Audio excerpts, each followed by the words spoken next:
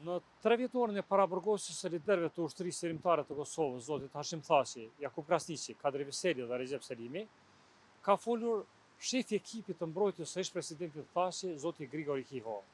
Ai ka përmendur listën e dëshmitarëve dhe dokumenteve të ofruara nga shërbimet sekrete serbe, listën e dëshmitarëve dhe personaliteteve ndërkombëtare që do të ftohen nga 4 ekipet mbrojtëse, po ashtu bashkëpunimi që do ta kenë mes vete dhe kanë pasur deri tash ekipet mbrojtëse, si dhe për procesin gjyqësor në përgjithësi në dhomat e specializuara këtu në Haag. Të gjitha detajet mund t'i ndihni në intervistën që do ta transmetojmë në vazhdim. Ladies.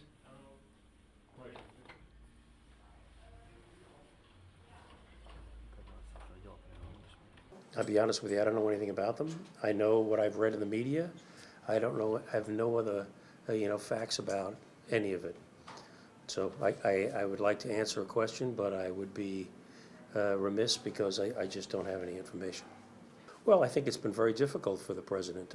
He was taken into custody, as you say, 3 years ago. He's been in custody the entire time. We have been continuously trying to get him out. We have been unsuccessful in that regard.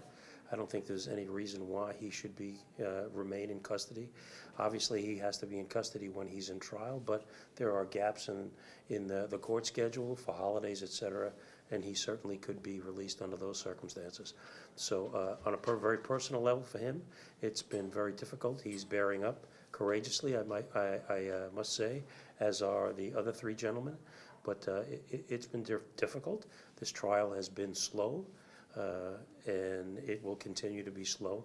The prosecution has quite a few witnesses, so I think it will be going on for some time. But I will tell you this, we will continue to try to get him released from custody over the ensuing months, and I'll let you know how that goes.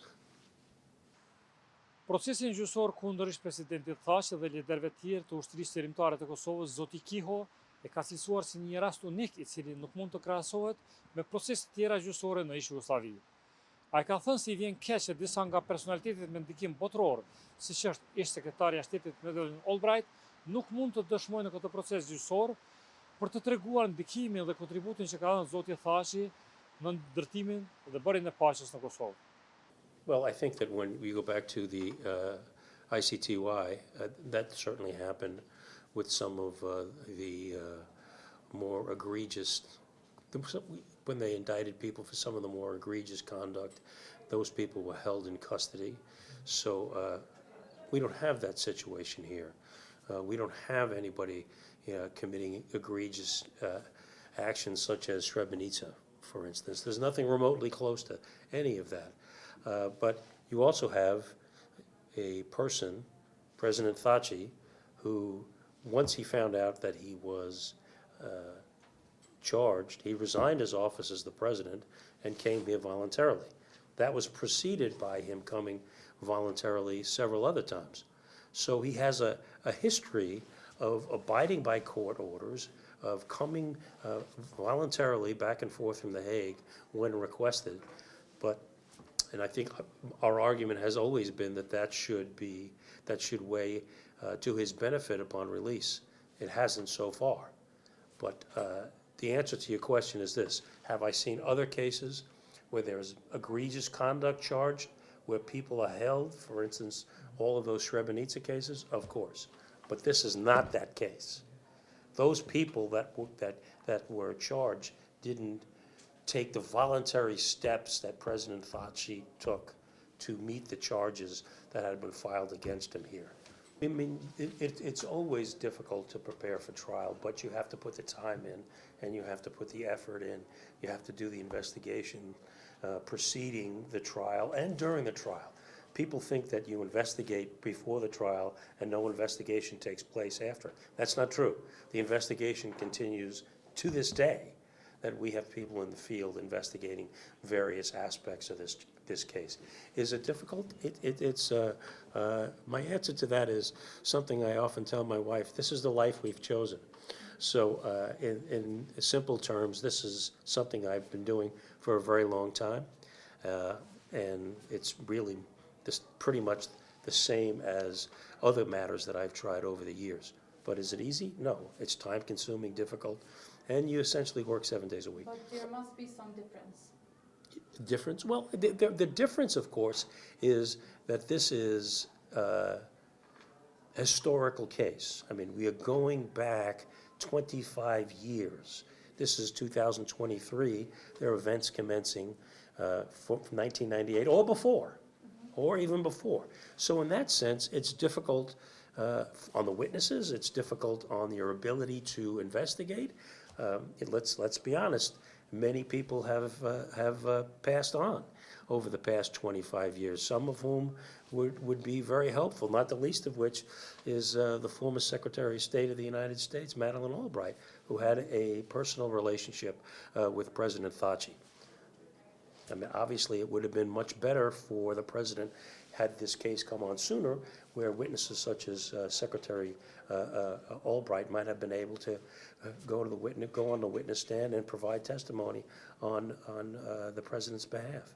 Well, we've done quite a bit of our work investigating what transpired with the Serb crimes. There is so much evidence out there, and there was so many crimes that has been difficult to meet everything that we know. So, of course, if you have a general archive, a governmental archive that has cataloged all of this, it makes your investigation much easier, of course. But we have still been doing it, and will continue to do it throughout this trial.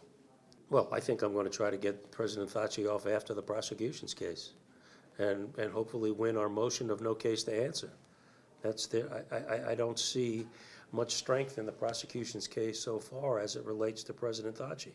That being said, if we have to put on a defense, we'll put on a defense. Difficult to say at this point. I'm getting way ahead of myself, because if I give you a time frame right now, I don't really know what the prosecution is bringing down the line that I'll have to answer.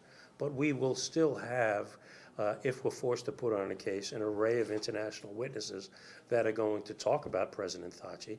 They're going to talk about President Thaçi being the voice, certainly after the war, trying to bring peace and reconciliation to Kosovo. The person who was out there trying to have the Serbs not leave, the one who was pushing a multi-ethnic society, the one who was going to places at various times to try to quell any potential violence that happened. And this is all chronicled and documented in the media through both video and written work. I mean, he's the person who's out there doing all of that, certainly on a daily basis after the war.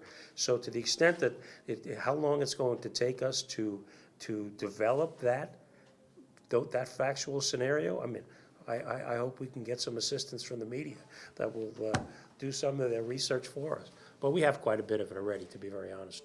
And it's not just Kosovo media; it's media from all over the world. Media that was that had covered the war in 1998, 1999.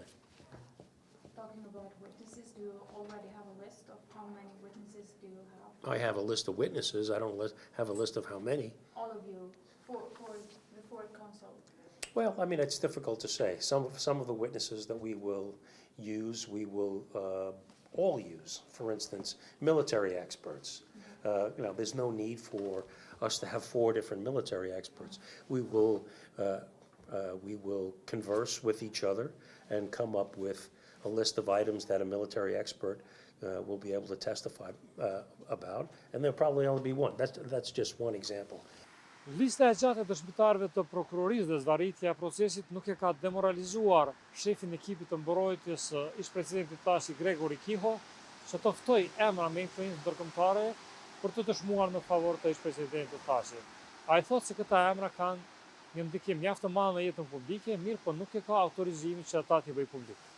Really, I don't think at this point.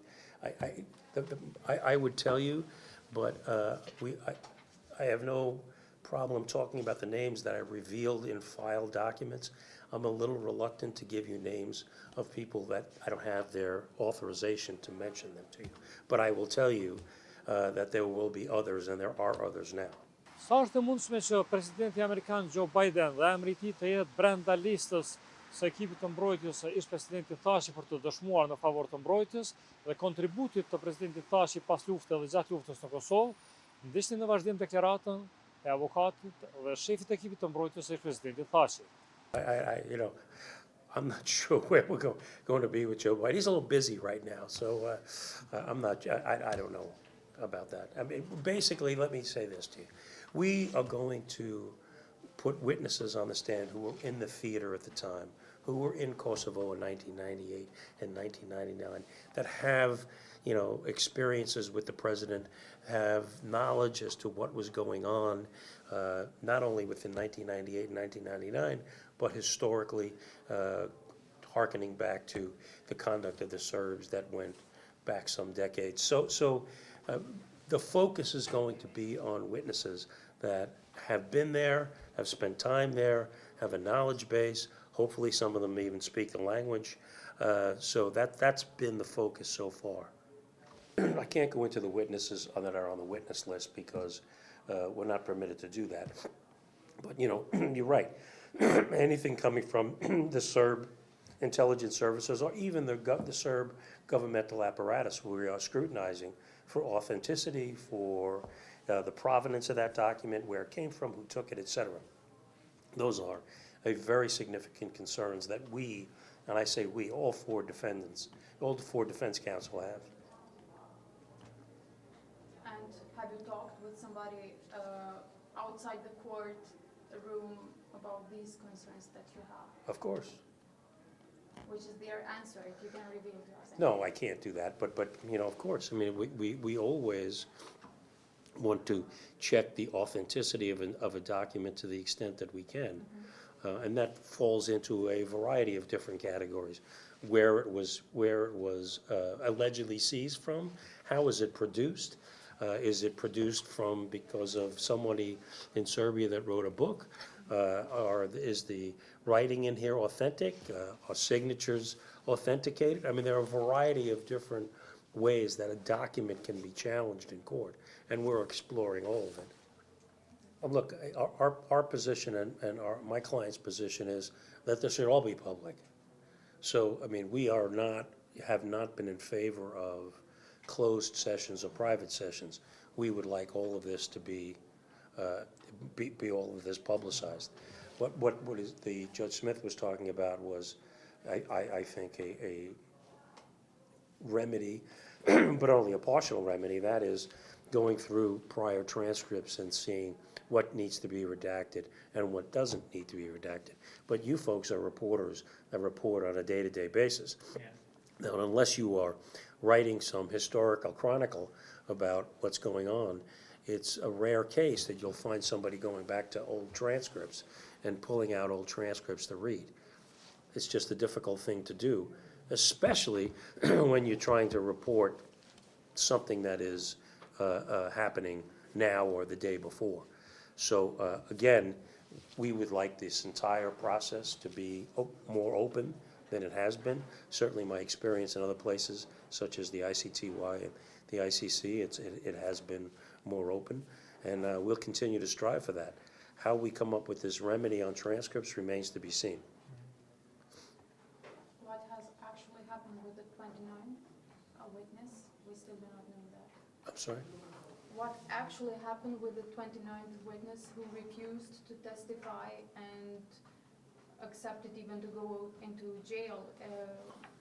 I can't answer that. I mean, I can't answer that question, unfortunately.